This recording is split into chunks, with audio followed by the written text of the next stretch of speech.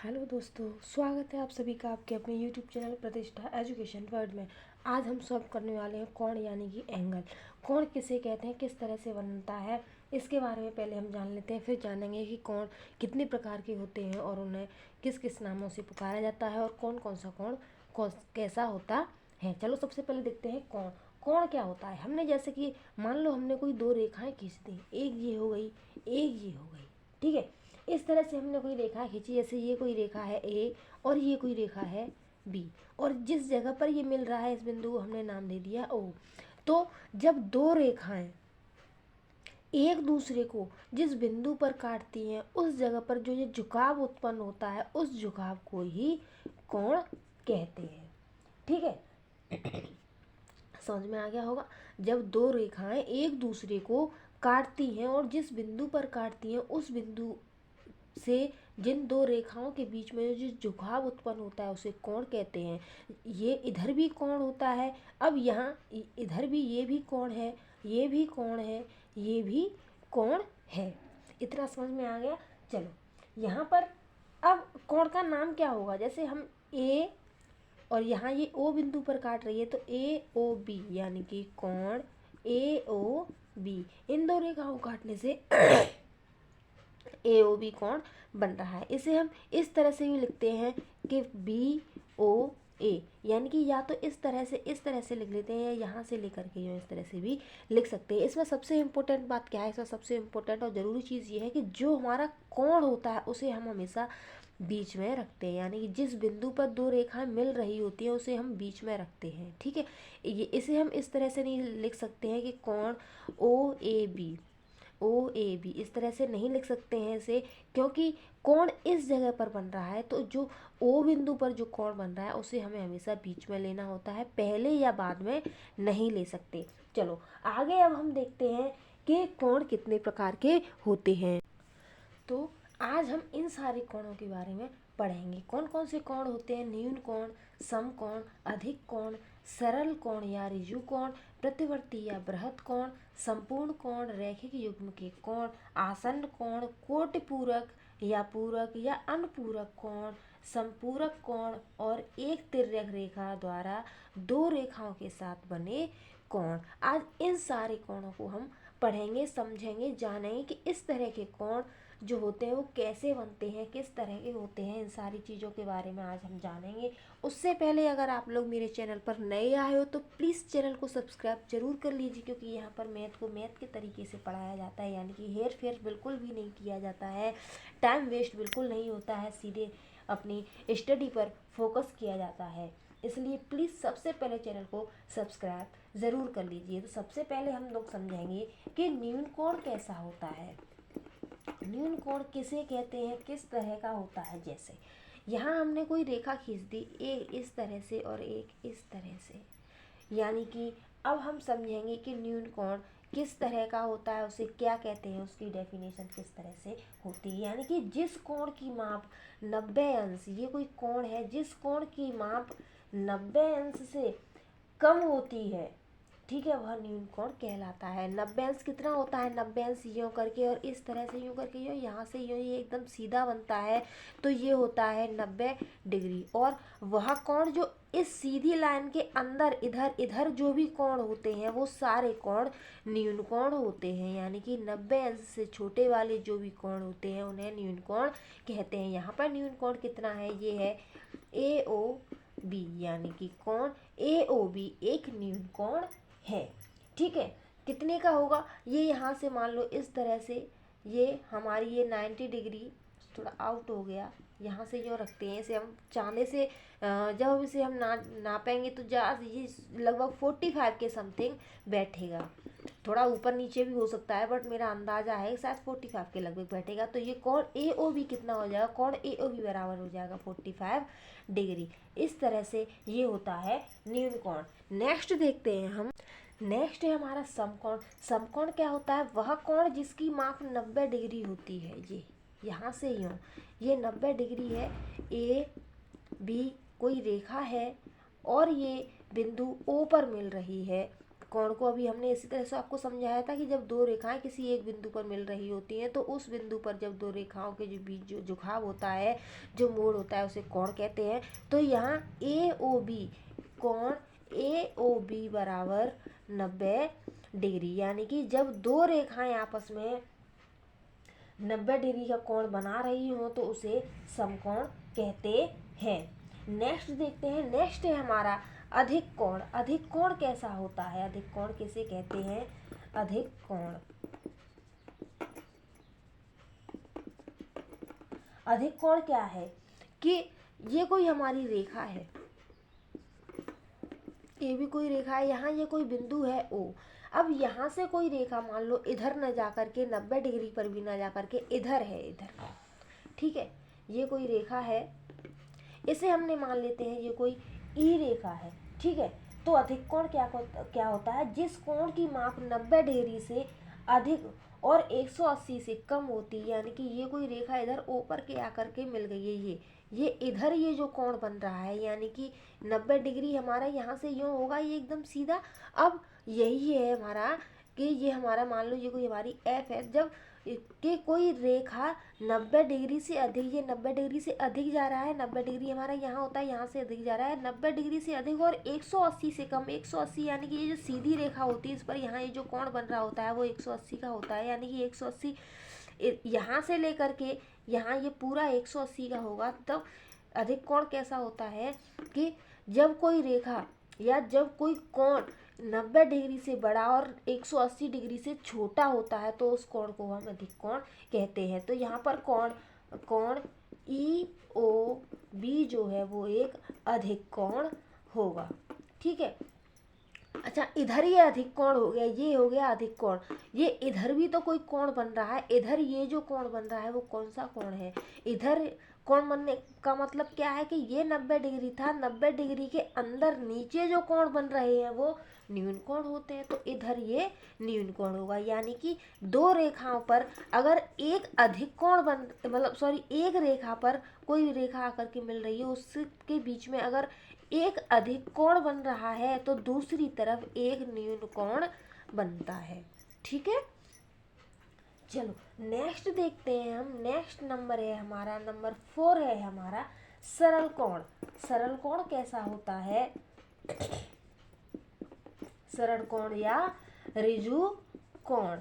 तो ऋजु कोण कैसा होता है? ये तो सीधी सी बात है, यहाँ से दिख रहा है सरल कोण। सरल कोण का मतलब क्या है? जब यों करके ये कोई रेखा है ए बी, यहाँ हमने कोई बिंदु ले लिया ओ और यहाँ से लेकर के यहाँ तक, यानी कि जब जिस कोण की माप 180 हो वह सरल कोण कहलाता है। यानी कि जब ये सीधी एक रेखा है, बीच में कोई बिंदु और पूछ लिया जाए बताओ इस बिंदु पर कौन सा कोण बन रहा है, तो इस बिंदु पर यहाँ से लेकर यहाँ तक ये पूरे की माप 180 होगी। यानी कि जिस कोण की माप 180 होती है वह कोण सरल कोण होता है। तो यहाँ पर कोण ए ओ बी बराबर 180 है, यानी कि कोण ए ओ बी बराबर सरल कोण। सरल कोण को ऋजु कोण भी कहते हैं, ठीक है।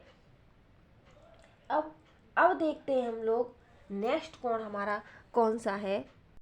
नेक्स्ट है हमारा प्रतिवर्ती या बृहत्त कोण। प्रतिवर्ती कोण कैसा होता है? प्रतिवर्ती कोण होता है जिस कोण की माप 180 से अधिक, ये कोई हमने ये कोण बना दिया, अब ये कोई रेखा है, इस रेखा पर ये कोण नीचे की तरफ बन रहा है इस तरह से। तो ये ए यहाँ बिंदु ओ पर मिल रहा है, ये बी रेखा है, ठीक है। तो ये क्या हो रहा है कि जिस कोण की माप 180 से अधिक, 180 किधर होगा, 180 इधर होगा, ये सीधी एक रेखा चली जाएगी तो यहाँ पर ये पूरा ये 180 होगा, ठीक है। 180 से अधिक और 360 से कम होती, 360 कब होगा? जब ये वाला कोण पूरा घूम करके यूँ मिल करके यहाँ आ जाएगा तो ये पूरा जो कोण होगा वो 360 होगा। तो बस ये प्रतिवर्ती कोण उसी को कहते हैं जिस कोण की माप 180 से अधिक और 360 से कम होती है उसे प्रतिवर्ती कोण कहते हैं। कौन सा कोण हो जाएगा? ये कोण हो जाएगा, कोण ए ओ बी बराबर, अब यहाँ से लेकर के यहाँ तक ये पूरा कोण कितना होगा?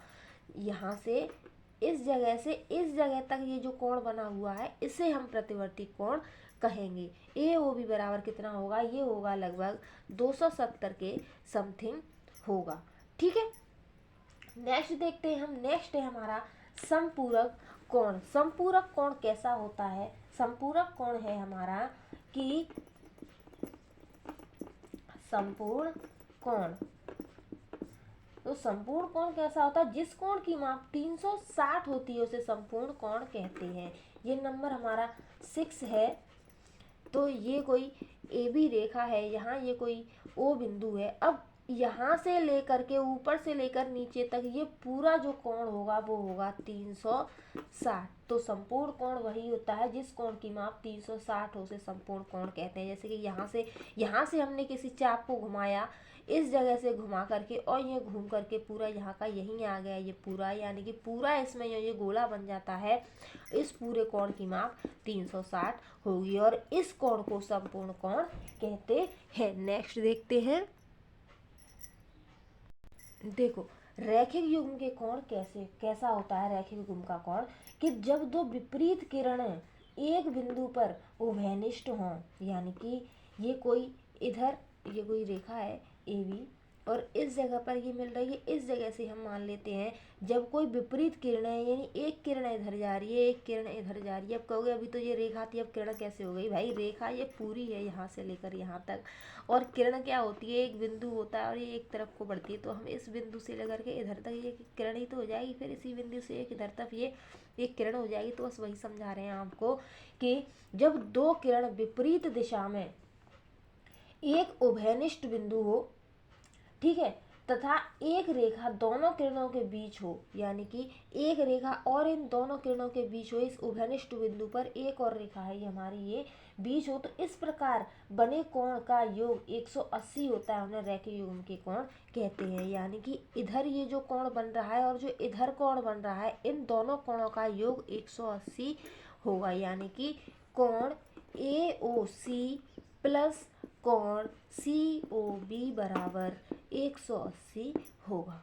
ठीक है, जरूरी नहीं ये इस तरह से हो, ये इस तरह से भी हो सकती है, ये इस तरह से भी हो सकती है, लेकिन इस कोण का और इस कोण का जो माप होगा वो 180 होगा। प्लस करेंगे इन दोनों कोणों को तो वो 180 होगा। इसे हम रैखिक युग्म के कोण कहते हैं। देखो, आसन्न कोण कैसे होते हैं? आसन्न कोण होते हैं जब दो कोणों का एक ही शीर्ष बिंदु, यानी कि जब ये दो कोण बन रहे हैं, इन दो कोणों का एक ही शीर्ष बिंदु तथा इन दोनों में एक उभयनिष्ठ भुजा हो, तो ऐसे कोण को आसन्न कोण कहते हैं। जैसे कि अब यहाँ पर क्या दिख रहा है हमें? यहाँ दो कोण दिख रहे हैं, एक कोण तो ये रहा और एक कोण ये रहा, बस यही होते हैं आसन्न कोण। कि जब दो रेखाओं जब दो कोण बन रहे हो, उन दोनों कोणों में एक बिंदु उभयनिष्ठ हो, यानी कि दोनों का बिंदु एक कॉमन हो और उन दोनों के बीच में एक रेखा कॉमन हो, उभयनिष्ठ हो, तो उन कोणों को आसन्न कोण कहते हैं। यहाँ पर कोण AOB, ये कोण AOB है एक, और एक कोण कौन सा है? एक कोण है BOC।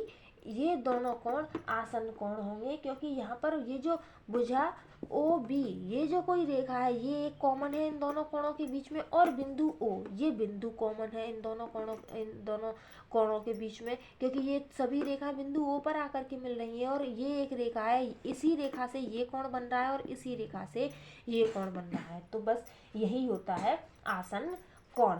नेक्स्ट देखते हैं हम, कोटिपूरक या पूरक या अनुपूरक कोण कैसा होता है? ये होते हैं जब दो कोणों का योग 190 हो, यानी कि एक कोण है हमारा कोण AOB और दूसरा कोण है हमारा कोण EFG। तो जब दो कोणों का योग 90 डिग्री हो तो उसे हम पूरक कोण कहते हैं। 90 डिग्री यानी कि जैसे मान लो ये हमारा कोण है 30 और ये वाला कोण है हमारा 60, तो कोण AOB प्लस कोण EFG इक्वल टू 90 डिग्री। ठीक है, इन दोनों कोणों को जोड़ेंगे हम। अगर इन दोनों को जोड़ करके हमें 90 डिग्री मिल रहा है तो ये दोनों कोण कोटिपूरक कोण है। समपूरक कोण क्या होता है? संपूरक कोण होता है जब दो कोणों का योग 180 हो तो एक कोण दूसरे कोण का संपूरक कोण कहलाता है। यानी कि दो कोणों का योग 180 हो, जैसे कि यहाँ हमें कोण मिला है, ये कोण AOB प्लस कोण EF और G, ठीक है। इन दोनों कोणों को जोड़ने पर अगर हमें 180 मिल रहा है तो ये दोनों कोण संपूरक कोण हैं। अभी इससे पहले हमने इसे कोटि पूरक पढ़ा था। कोटि पूरक में दोनों को जोड़ने पर 90 डिग्री है था तो वो कोटि पूरक थे, और अगर दोनों कोणों को जोड़ने पर 180 हो रहा है तो वो संपूरक कोण है। बस। एक तिर्यक रेखा द्वारा दो रेखाओं के साथ बने कोण कैसे होते हैं, ये है कि जब दो रेखाओं को विभिन्न बिंदुओं पर तीसरी रेखा आकर के काटती है तो उसे तिर्यक रेखा कहते हैं। और तिर्यक रेखा उन दोनों रेखाओं पर कुल 8 कोण बनाती है, जो ये रहे 1 2 3 4 5 6 7 8। अब इसमें एक रेखा ये है AB और CD, ये रेखाएं हैं, और ये जो एक रेखा इन दोनों रेखाओं को काट रही है वो तिर्यक रेखा होगी P और Q। इस पर कितने कोण बनते हैं, किस तरह के बनते हैं वो हम देखते हैं। सबसे पहले देखेंगे हम संगत कोण। संगत कोण क्या कह रहा है, तिर्यक रेखा के एक ओर बने कोण संगत कोण होते हैं। यानी कि ये तिर्यक रेखा है PQ, इस तिर्यक रेखा के एक तरफ बने कोण संगत कोण होते हैं। कौन कौन से बने इस रेखा के इस तरफ ये जो कोण बने हैं वो है कोण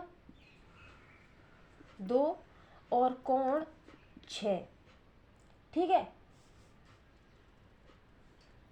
और कोण 4 और कोण 8 और कोण 3 और कोण 7 और कोण 1 और कोण 5। यानी कि कोण 2 ये रहा और कोण 6 ये रहा। ये कौन से होंगे, ये संगत कोण होंगे। कोण 2 और कोण 6 संगत कोण है। अब कोण 4 कहाँ है, ये रहा कोण 4 और कोण 8, यानी कि एक ही रेखा के एक तरफ नीचे नीचे के कोण संगत कोण, एक ही रेखा के एक तरफ के ऊपर के कोण संगत कोण होते हैं। यानी कि एक तिर्यक रेखा के एक तरफ के कोण और एक तिर्यक रेखा के एक तरफ के कोण ये संगत कोण होते हैं। यानी कि इसे और इसे रख लो, या 1 और 5 ये संगत कोण है, 3 और 7 ये संगत कोण है। चलो अब देखते हैं हम कि एकांतर कोण कैसे होते हैं। एकांतर कोण है कि एक तिर्यक रेखा के विपरीत बने कोण को एकांतर कोण कहते हैं। यानी कि एक तरफ, जैसे हम यहाँ कोण के नाम लिखते हैं फिर आपको समझाएंगे, जैसे कि कोण 2 और कोण 8 और कोण 3 और कोण 5, ये एकांतर कोण है। कैसे, यहाँ ये दूसरा कोण ये रहा और इस 2 के साथ में इस वाले 8 को मिला लें तो ये एकांतर कोण हो जाएगा। यानी कि कोण 2 और कोण 8 ये एकांतर कोण है। और इधर से कोण 3 ये रहा और कोण 5 ये रहा, ये दोनों एकांतर कोण हैं।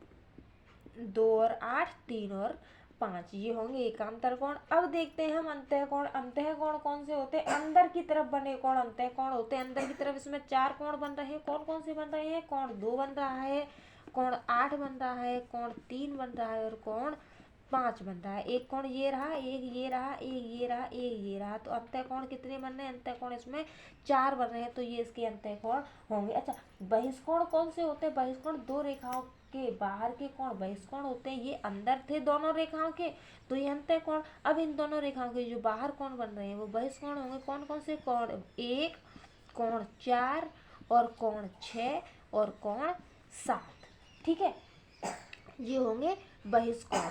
अच्छा, अब एक चीज और इसमें रह गई, उसे और थोड़ा सा हम कवर कर लेते हैं। अभी मैंने लिस्ट में आपको 11 नंबर दिखाए थे, एक नंबर रह गया, वो रह गया आपका शीर्षाभिमुख कोण। इसे भी हम कंप्लीट कर लेते हैं कि शीर्षाभिमुख कोण कैसे होते हैं। कि जब दो रेखाएं AB और CD, जब दो रेखाएं परस्पर प्रतिच्छेद करती है यानी कि एक दूसरे को काटती हैं, तो इस प्रकार बने 4 कोण। 4 कोणों में से सम्मुख कोण की प्रत्येक जोड़ी शीर्षाभिमुख कोण होती है, समान होते हैं। यानी कि जब दो रेखाएं AB और CD किसी बिंदु O पर मिल रहे हैं तो इस तरह से बने कोण के आमने सामने के कोण, ये जो कोण होंगे, ये आमने सामने के जो कोण होंगे उन कोणों को हम शीर्षाभिमुख कोण कहते हैं। और सबसे इम्पोर्टेंट बात इसमें क्या है कि अगर ये वाला कोण हमारा 60 डिग्री का है तो इस सामने वाला भी हमारा 60 का ही होगा। अगर ये ऊपर वाला कोण हमारा 110 डिग्री का है तो ये नीचे वाला भी 110 डिग्री का ही होगा। और इसमें भी सबसे ज़रूरी और ज़्यादा ज़रूरी चीज़ क्या हो गई है कि ये पूरी एक रेखा है तो इस पूरी रेखा पर ये पूरा कोण 180 का होगा। यानी जब इन दोनों कोणों को हम जोड़ेंगे तो इन दोनों कोणों का मान 180 बैठेगा, लेकिन हमारा तो 170 बैठ रहा, कोई बात नहीं, हम इसे 120 मान लेते हैं, ठीक है। जब इन दोनों कोणों को जोड़ेंगे तो ये 180 बैठेगा और इधर इसके आमने सामने के कोण बराबर होते हैं, जैसे कोण AOD बराबर कोण COB।